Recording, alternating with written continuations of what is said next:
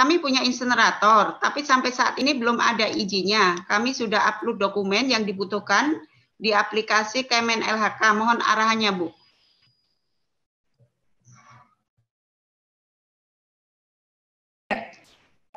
Gini Pak, ini kan ada masa darurat, ya kan? Bapak sudah punya modal nih, punya insenerator. Bapak sudah cek belum? Kalau tadi Bapak ya, Bu Christine ya, bukan Ibu kan ya, Bapak ya. Saya mudah-mudahan nggak salah tangkap. Oh, maaf kalau ini Ibu, Bapak, seingat saya Bapak ya. Cek dulu, inseneratornya bisa dioperasionalkan untuk sampai suhu 800 derajat nggak? Kalau bisa, maka boleh dipakai. Nah, yang kedua pertanyaannya adalah bagaimana mengurus izinnya. Izin itu kan yang establis. Izin nanti izin dari KLHK, izin pengelolaan limbah untuk kegiatan pengolahan. Nanti judulnya seperti itu. Itu memang yang akan keluar nanti izinnya selama 5 tahun. Itu beda cerita, Pak. Itu memang harus memenuhi semua persyaratan. Bisa diupload di pelayanan terpadu kami, di sana juga bisa di-download apa saja persyaratannya, kemudian satu persatu di ini.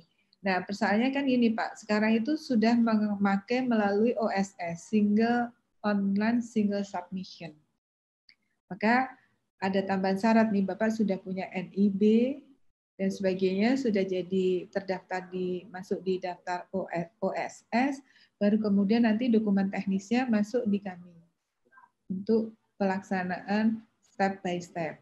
Nah, stepnya bagaimana? Nanti biasanya setelah itu lengkap diterima, nanti ada asesmen dari kami. Katakanlah ada yang belum lengkap, pasti ada surat. Ini belum lengkap. Di UPT kami pelayanan untuk izin kami ada UPT, ada pelayanan terpadunya di Kebon Nanas, di kantor kami di Kebon Nanas, Jakarta Timur.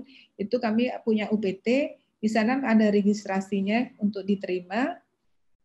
Nanti bisa dicek di analisis awal. Oh, ini izin ini persyaratan A sudah, persyaratan B sudah, persyaratan C belum. Nanti sambil beriringan dengan waktu Bapak kumpulkan semua persyaratan itu sehingga lengkap.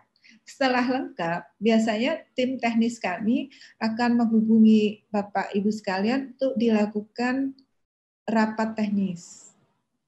Rapat teknis ini nanti Bapak bisa didampingi oleh pembuat inseneratornya misalkan, karena mungkin terlalu teknis untuk bisa dijawab, misalkan seperti itu. Sampai ujung-ujungnya adalah mungkin ada commissioning, ada TBT. TBT itu untuk memastikan bahwa si insenerator ini bekerja dengan efektif dan baik dan memenuhi izin emisinya, memenuhi baku mutu emisi yang terpaksa keluar. Kan pasti ada terobongnya, Pak. Itu asapnya lah gampangnya. Itu memenuhi baku mutu emisi yang ditetapkan di izin.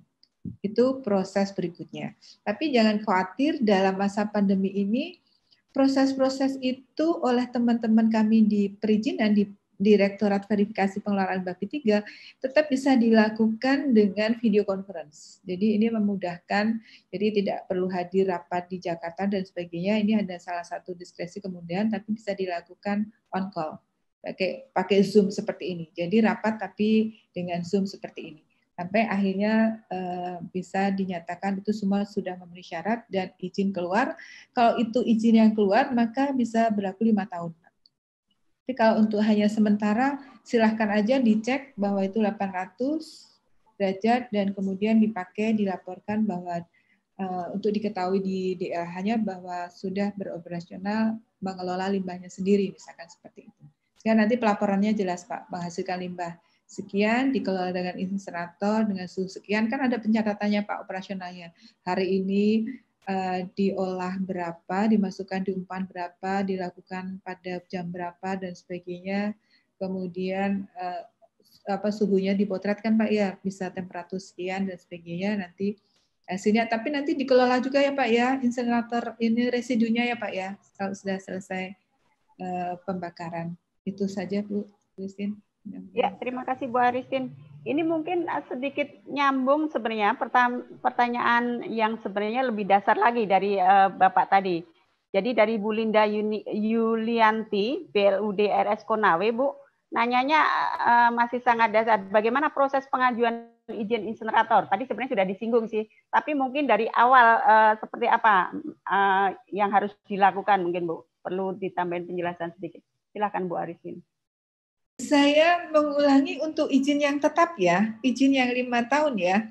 Karena kalau yang untuk hanya dipakai di darurat kan sebenarnya nggak perlu izin kan sebenarnya kan, karena memang bisa langsung dipakai. Tapi kalau mau untuk memantapkan, tulis surat aja kepada dirjen kami untuk menyatakan bahwa kami punya insinerator kapasitas sekian, suhunya sudah kami cek bisa mencapai 800 dan sekian untuk bisa untuk bisa digunakan selama pandemi, itu juga boleh. Jadi bersurat ke dirjen kami, nanti kami akan menjawab surat itu. Itu yang paling sederhana. Tapi tadi balik lagi, kalau mau izin yang tetap, yang berlaku 5 tahun, itu adalah tadi melalui tadi. Tolong buka dulu di web kami, pelayanan terpadu, www biasa ya, http biasa ya, pelayanan terpadu menlhk.go.id. Nanti di sana sudah dibuka, nanti dilihat persyaratan perizinan. Nanti dipilih aja yang pengolahan. Nanti di sana ada pengolahan, nanti ada ditanya lagi, apakah pakai insinerator, pakai autoclave, atau pakai bioremediasi, atau pakai teknik-teknik lainnya, maka dipilih yang insinerator. Nanti di sana ada checklist, Bapak Ibu sekalian, ada checklist untuk bisa dipelajari dan disiapkan satu persatu sehingga syarat itu lengkap. Ya, kok syarat itu lengkap dan dibalik lagi. Masa sekarang sudah sejak berapa? Kepres Presiden 95 itu tahun berapa ya? 2018 bahwa sistem perizinan itu harus melalui single submission. Ada badan institusi OSS namanya, maka harus mendaftar juga dulu ke OSS-nya. Ada nomor NIB yang harus didapat dulu untuk bisa mendaftar di sistem OSS-nya. Kemudian mengupload tadi semua persyaratan teknis, dan nanti dari pihak OSS akan melanjutkan persyaratan teknis ini ke KLHK, karena itu memang kewenangannya di KLHK. Okay. Kemudian di KLHK tadi siklusnya sama, apakah dicek sudah lengkap dan sebagainya, kapan bisa dilakukan rapat teknis, ke uji emisi dan seterusnya sampai itu selesai, dan kami kawal dengan chat kok, maksudnya chatting, telepon, dengan nanti biasanya ada yang penanggung jawab, kemudian melakukan koordinasi lebih intens kepada paling tidak yang disebutkan di dalam permohonan dari rumah sakit puskesmas tadi. Mudah-mudahan semakin jelas ya.